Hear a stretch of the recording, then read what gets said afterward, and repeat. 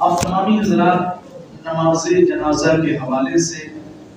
کچھ مفید اور ضروری باتیں مسلسل کئی نشستوں سے سماعت فرما رہے ہیں۔ کل کی نشست میں آپ تمامی حضرات نے اللہ تبارک و تعالیٰ کے ایک ولی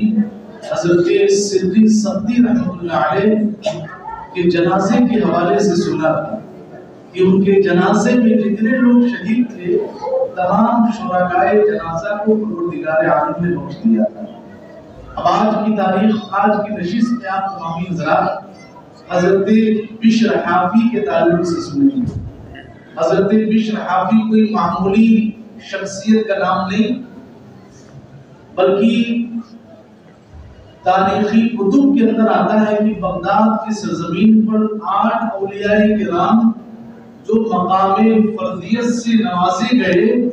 اور شمول حضور غوث الاعظم، تو ان میں سے ایک نام حضرت بشر حافی کا بھی تھا، اتنے بڑے اللہ کے ولی۔ تو آئیے ان کا واقعہ جنازے کے حوالے سے سنتے ہیں۔ حضرت سیدنا بشر حافی رحمۃ اللہ علیہ کو انتقال کے بعد، یعنی بشر حافی کا انتقال ہو گیا، تو ان کے انتقال کے بعد حضرت قاسم بن منبہ رحمۃ اللہ علیہ، یہ بھی ایک اللہ کے ولی تھے، تو انہوں نے خواب میں بشر حافی کو دیکھا اور پوچھا ما فعل اللہ بک، اے بشر حافی، اللہ تبارک و تعالیٰ نے آپ کے ساتھ کیا معاملہ فرمایا؟ ما فعل اللہ بک، آپ کے ساتھ کیا معاملہ فرمایا؟ وہ سننے والی بات ہے۔ تو حضرت بشر حافی رحمۃ اللہ علیہ نے جواب دیا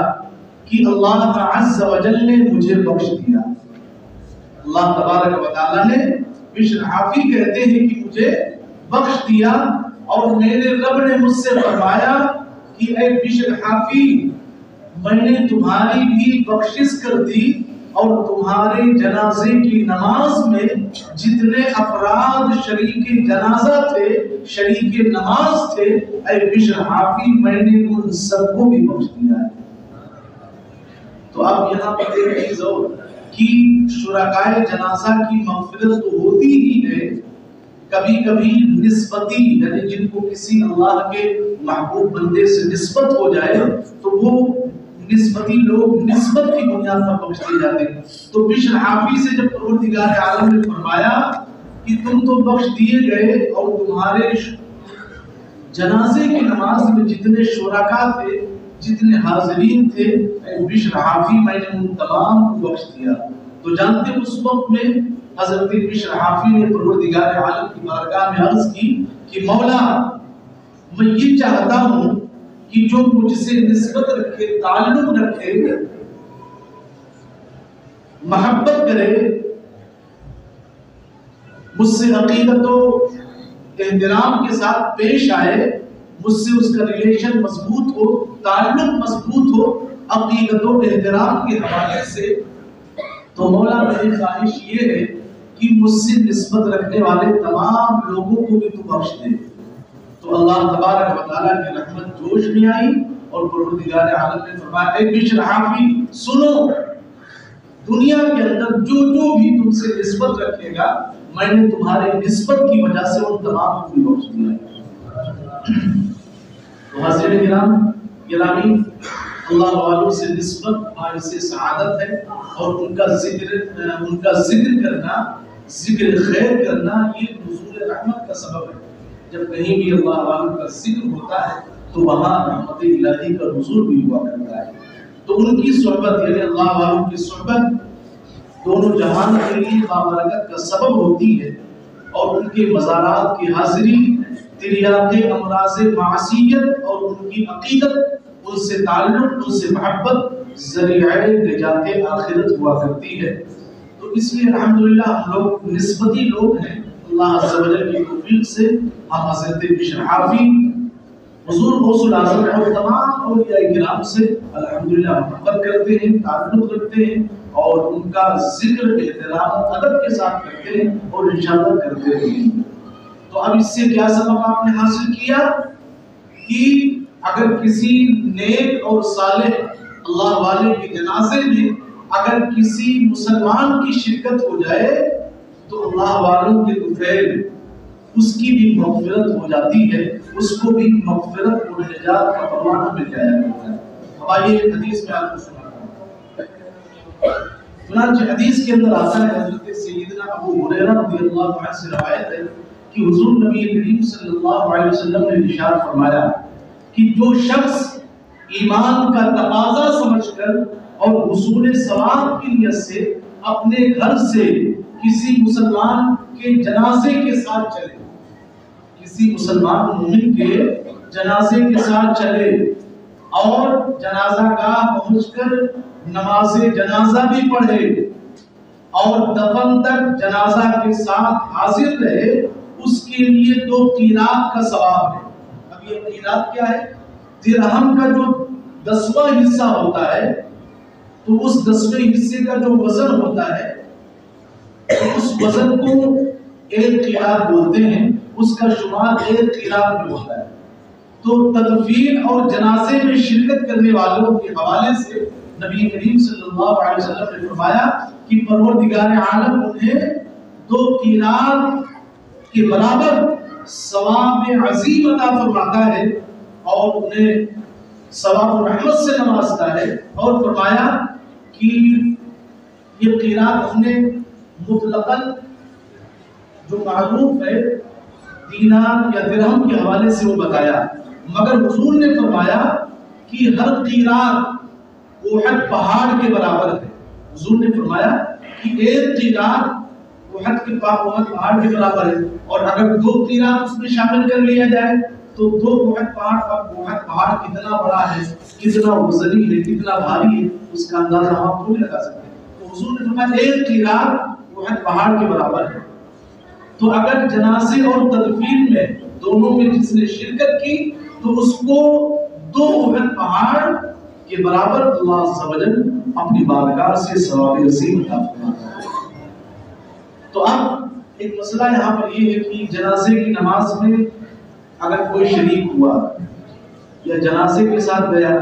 تو قطعی یہ حکم نہیں ہے کہ بغیر نماز پڑھے واپس آئے۔ نماز پڑھنے کے بعد یہ کوئی ضروری نہیں ہے کہ وہ دفن میں بھی شریک ہو۔ اگر دفن میں تدفین میں اس کو شریک نہیں ہونا ہے تو مسئلہ یہ ہے کہ جو میت کے ورثہ ہیں، میت کے جو گھر والے ہیں، ان سے اجازت لے کر صرف نماز جنازہ پڑھ کر وہ اپنے گھر کو واپس آ سکتا ہے، کوئی حرج کی بات نہیں ہے، اصل نماز جنازہ ہی ہے۔ اب آئیے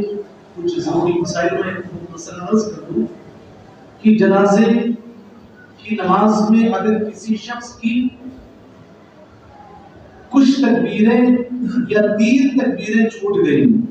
تو وہ مسبوق ہوتا ہے۔ جیسے نماز میں جس کی رکعتیں نکل گئی، 1 رکعت چھوٹ گئی، 2 رکعت چھوٹ گئی، تو رکعت جس کی مس ہوئی 1 یا 2 تو شرع کی نظر میں وہ مسبوق کہلاتا ہے۔ مسبوق کیا زور سے بولے؟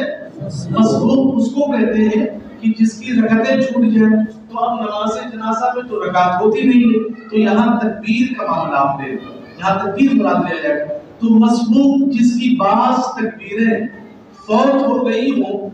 وہ اپنی باقی تکبیریں، اب جیسے 2 تکبیر ہو گئی تھی، اب تیسری تکبیر ابھی ہوئی نہیں تھی، اب کوئی پہنچا، اب سوچا اب کیا کروں، 2 تکبیر مس ہو گئی، اب کیا کروں، لوٹنا نہیں ہے، 2 تکبیر مس ہو گئی کوئی بات نہیں ہے، آپ تاخیر سے پہنچے، آپ جماعت میں شریک ہو جائیں، یا تیسری تکبیر ہو چکی تھی آپ شامل ہوئے کوئی بات نہیں، آپ شامل ہو جائیے، 2 تکبیر مس ہو، 3 تکبیر مس ہو، آپ شامل ہو جائیں۔ اب آپ کو کیا کرنا ہے؟ اب لاسٹ میں جب 4تھی تکبیر امام صاحب کہیں گے اللہ اکبر، تو امام صاحب 4تھی تکبیر کہنے کے بعد سلام پھیریں گے، السلام علیکم ورحمۃ اللہ، تو ان کے سلام پھیرنے کے فوراً بعد آپ سے جتنی تکبیریں مس ہوئی تھیں، 1 تکبیریں یا 2 تکبیریں یا 3 تکبیریں، ان تکبیرات کو آپ کہہ لیں، اس کے بعد سلام پھیر دیں، آپ کو بھی جنازے کی نماز میں شرکت کا ثواب مل جائے گا۔ یہ کوئی ضروری نہیں ہے کہ آپ سلام پڑھیں، درود ابراہیمی پڑھیں یا دعائے میت پڑھیں، یہ کوئی ضروری نہیں ہے۔ اگر وقت ہے، وقت سے مراد اگر آپ کو ایسا لگتا ہے کہ اگر ہم ثنا پڑھیں گے، درود ابراہیمی پڑھیں گے، دعائے میت پڑھیں گے، تو جنازے کو کاندھے پر اٹھا کر قبرستان کی طرف لے جایا جائے گا، یعنی قبر کی طرف لے جایا جائے گا۔ تو ایسی صورت میں آپ دعائیں جو مذکور ہیں ان کو ترک کر دیں، خالی تکبیر سے کام چلا لیں اور سلام پھیر دیں، آپ کو جنازے کی نماز پڑھنے کا ثواب مل جائے گا۔ بات سمجھ گئے؟ اب یہ غلط فہمی دور ہو گئی کہ 2 رکعت مس ہو گئی ہے، ہم کو نہیں پڑھنا، ہم کو نکل گئے، باہر ہو گئے، ایسا نہیں ہونا چاہیے۔ اب آئیے اہم بات، سب سے بڑا مسئلہ مرتد یا کافر کی نماز جنازہ۔ بہت سے لوگ تعلقات پہ بھروسہ کرتے ہیں، حالانکہ آئے دن باتوں پہ میں روشنی ڈالتا ہی رہتا ہوں۔ تو مرتد یعنی جو اسلام سے برگشتہ ہو گیا ہو، اسلام سے نکل گیا ہو، مرتد یا کافر کی نماز جنازہ اور جلوس جنازہ میں شرکت کرنا یہ ناجائز ہے۔ نہ ان کے جنازے کی نماز میں شرکت کر سکتے ہیں، نہ جلوس جنازہ میں شرکت کر سکتے ہیں۔ تو اب اگر کوئی شخص مرتد یا کافر کی نماز جنازہ یا جلوس جنازہ میں جائز کو کار ثواب سمجھ کر یہ سمجھے کہ نہیں مرتد تو کیا ہوا بھائی، جنازے کی نماز میں بھی شرکت کرنا یہ کار ثواب ہے، کوئی یہ عقیدہ رکھے یا یہ عقیدہ رکھے کہ جلوس جنازہ میں شرکت کرنا بھی کار ثواب ہے، تو یہ عقیدہ اگر کوئی شخص رکھ کر جلوس جنازہ یا نماز جنازہ میں شرکت کرے گا تو وہ کافر ہو جائے گا، یہ کفر ہے، وہ ایمان سے باہر ہو جائے گا۔ امام عشق و محبت سرکار اعلیٰ حضرت فرماتے ہیں کہ اگر اس اعتقاد، اس عقیدے سے جائے گا کہ اس کا جنازہ شرکت کے لائق ہے تو کافر ہو جائے گا۔ اب تعلقات میں بھروسہ نہیں کرنا بلکہ اللہ تبارک و تعالیٰ کی ذات پر بھروسہ کرنا اور اپنے ایمان کو مضبوط کرنا۔ بہت سے لوگ کوئی فرق ہی نہیں سمجھتے، مرتد ہے، اسلام سے خارج ہے، کافر ہے، بددین ہے، مذہب ہے، تو کچھ لوگ اس میں امتیاز اور فرق ہی نہیں کرتے، بس کیے جاؤ بخار و کام اپنا اپنا والا حساب نہیں، ایمان کا معاملہ پہلے مقدم ہونا چاہیے۔ تو اعلیٰ حضرت فرماتے ہیں کہ اس اعتقاد سے جائے کہ اس کا جنازہ شرکت کے لائق ہے، اگر یہی عقیدہ رکھے تب بھی کافر ہو جائے گا، اور اگر یہ اعتقاد نہیں ہے کہ شرکت کے لائق بس رسمی طور پہ جا رہا ہے، تعلقات بنانے کی غرض سے جا رہا ہے، تو ایسی صورت میں حرام اشد حرام ہے، یعنی وہ شخص سخت گنہگار ہوا۔ اس لیے حدیث کے اندر آیا کہ اگر کافر یا مرتد کا جنازہ آتا ہوا اگر تمہیں نظر آئے تو پیچھے ہٹ جاؤ یا راستہ بدل کر چلنا شروع کر دو، اس لیے کہ جب مرتد یا کافر کا جنازہ جلوس جنازہ کی شکل میں جاتا ہے تو شیطان آگے آگے آگ کا شعلہ ہاتھ میں لٹکائے ہوئے اچھلتا ہے، کودتا ہے اور گاتا ہوا، خوش ہوتا ہوا دوڑتا ہے، بھاگتا ہے اور یہ کہتا ہے کہ میری محنت ایک آدمی پر وصول ہو گئی۔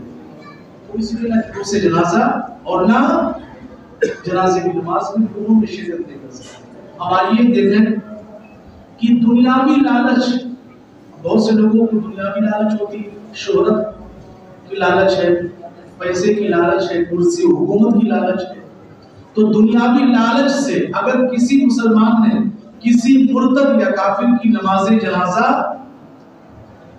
اگر اس نے پڑھی، اس میں شرکت کی، تو یہ صرف حرام نہیں بلکہ حرام قطعی ہے، حرام قطعی اور شدید حرام ہے۔ شرکت کرنے والا دنیاوی لالچ کے اعتبار سے شرکت کرنے والا کہ ہم کو جو ہے پیسہ ملے گا، مدد ملے گی، یہ ملے گا، وہ ملے گا، یہ سب دنیاوی لالچ ہے۔ تو اس طور پر اگر شرکت کرنا تو یہ حرام قطعی شدید حرام ہے اور وہ سب بھولے گا۔ اور اگر دینی طور پر یہ سمجھ کر کہ یہ بھی تو کار ثواب ہے، اگرچہ مرتد ہے مگر کلمہ جو پڑھتا ہے، داڑھی ہے، ٹوپی، یہ ساری چیزیں، لباس بھی اسلامی ہے، تو اس کے جنازے میں شریک ہونا بھی کار ثواب ہے۔ تو مرتد کے جنازے میں کار ثواب کی نیت سے اگر کوئی شریک ہوا تو وہ کافر ہو جائے گا، اسلام سے باہر ہو جائے گا۔ تو نماز جنازہ اور دعائے مغفرت کا مستحق جان کر اگر کسی نے شرکت کی تو یہ خود مسلمان بھی نہ رہا اور اس کا نکاح بھی ٹوٹ گیا۔ اب ایسے شخص کو تجدید ایمان اور تجدید نکاح، اگر بیعت والا ہے تو تجدید بیعت کرنی پڑے گی، ورنہ وہ زندگی بھر اسلام سے باہر ہی رہے گا۔ اب آئیے میں قرآن کی ایک آیت بتا دوں تاکہ کوئی شک شبہ نہ رہے۔ اللہ تبارک و تعالیٰ قرآن کے اندر فرماتا ہے، قرآن سے ثبوت دیتا ہے، وَلَا تُصَلِّ عَلَىٰ أَحَدٍ مِّنْهُمْ مَاتَ أَبَدًا وَلَا تَقُمْ عَلَىٰ قَبْرِهِ إِنَّهُمْ كَفَرُوا بِاللَّهِ وَرَسُولِهِ وَمَاتُوا وَهُمْ فَاسِقُونَ۔ یہ دیکھیں قرآن کی آیت، اللہ تبارک و تعالیٰ نے فرمایا اور ان میں سے کسی کی میت پر کبھی نماز جنازہ نہ پڑھنا اور نہ ان کی قبر پر کھڑے ہونا، بے شک اللہ و رسول سے منکر ہوئے اور فسق یعنی کفر ہی میں ایسے لوگ مر گئے۔ تو رب نے منع کیا کہ ایسے لوگوں کے جنازے میں شرکت نہیں کرنی ہے، نہ جلوس جنازہ میں جانا ہے۔ تو صدر الحافظ علیہ رحمہ اس آیت کی تفسیر کے تحت فرماتے ہیں کہ اس آیت سے ثابت ہوا کہ کافر اور مرتد کے جنازے کی نماز کسی حال میں بھی جائز نہیں ہے، اور کافر اور مرتد کی قبر پر دفن کی غرض سے یا زیارت کی غرض سے اگر کوئی کھڑا ہو رہا ہے تو اس کا کھڑے ہونا بھی ممنوع اور سخت گناہ ہے۔ بہت سے لوگ کیا کرتے ہیں کہ کسی کا انتقال ہوا تو انتقال کرنے والے نے یہ وصیت کر دی، ہوتا یہی ہے کہ فلاں شخص ہمارے جنازے کی نماز پڑھائے گا۔ آپ جانتے ہوں گے نا کہ بہت سے لوگ اسے فلاں بڑے حضرت پڑھائیں گے، فلاں بڑے حضرت پڑھائیں گے، تو یہ وصیت باطل ہے۔ اگر کسی نے اپنی زندگی میں یہ وصیت کر دی کہ فلاں ہی ہمارے جنازے کی نماز پڑھائے گا، تو اس کے انتقال کے بعد اس کی یہ وصیت مانی نہیں جائے گی، یہ وصیت باطل ہے۔ اس لیے کہ نماز جنازہ پڑھانے کا حق ولی کا ہوتا ہے، اور ولی کے ہوتے ہوئے اگر کسی نے پہلے سے وصیت کر دی ہے تب بھی اس کی وصیت نہیں مانی جائے گی۔ پڑھانے کا حق ولی کا ہوتا ہے۔ اب ولی کون ہے؟ باپ مر گیا تو بیٹا ولی ہوا، بیٹا مر گیا تو باپ ولی ہے، یا باپ مر گیا تو اس کے جو بیٹے ہیں ان میں سے جو بڑا بیٹا ہے مقدم اسی کو رکھا جائے گا، اس کی ولایت سب کی طرف سے ہے، اس کی اجازت سب کی طرف سے ہے۔ بیوی مر گئی تو شوہر جو ولی ہے، ہاں شوہر مر گیا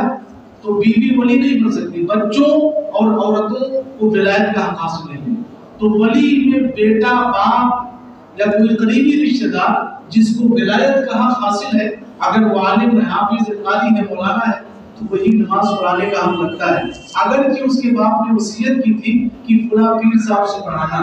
تو اس کی یہ وصیت باطل ہے، پیر صاحب نہیں پڑھا سکتے جب تک کہ وہ ولی خود اپنی طرف سے ان کو اجازت نہ دے، تو یہ وصیت بھی باطل ہے۔ اللہ تبارک و تعالی ہم سب کو دین کی صحیح سمجھ عطا فرمائے، اور مسائل کی صحیح کچھ معلومات کرنے سمجھ گئے ساری باتیں۔